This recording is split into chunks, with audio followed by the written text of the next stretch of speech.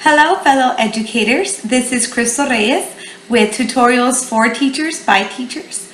Today we're going to be looking at a Web 2.0 tool called Prezi. Prezi is a pretty cool and innovative way of creating presentations. By now we should all be thoroughly familiar with Microsoft's PowerPoint, which did a great job in breaking ground for professional presentations. But as we all know, technology is always advancing and it is only a matter of time for the next big thing to take over. As far as presentations go, the next big thing is Prezi. Unlike PowerPoint, Prezi can be used for free and does not need to be saved on a USB or desktop. All of your presentations, which are referred to as Prezis, will always be automatically saved online. You might be thinking, well, this is great, but I already have all of my PowerPoints done and I don't have time to redo them. Well, great news. Prezi can convert your pre-made slides into a fascinating Zoom show of information with only a couple of clicks. Once you are logged in with your username and password, you will see all of your Prezis on your home page. If this is your first time logging in, you will just see the option to create a new Prezi. So for today, we're going to go ahead and click on New Prezi. It will give you the option to create a presentation with templates that have already been pre-made for you, which I recommend. But for training purposes, we're going to start with a blank Prezi.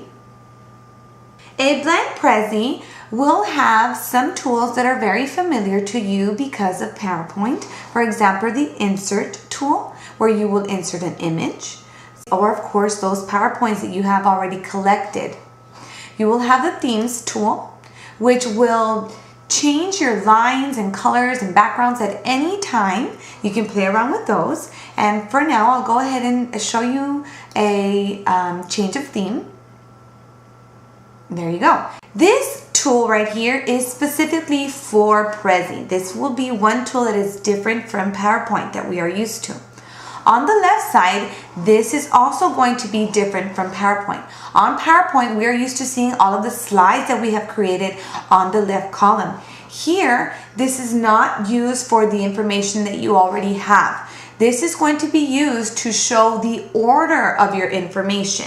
So for your first frame, or slide if you will, we have a circle frame and we are given the option to add text. You would type in your title and subtitles just the way you would on any other program. And then you have the option of adding images.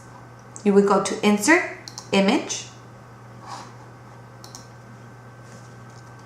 and you can search Google for an image that you would prefer. You can drag and drop. You also have some more options here.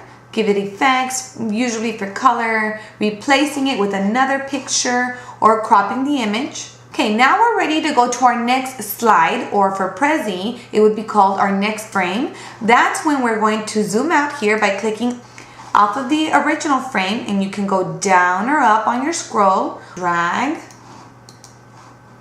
the screen down to where you want to insert your next frame. Here are your different options for your frames. You will have to draw the frame to your liking, going from the left down to the right corner.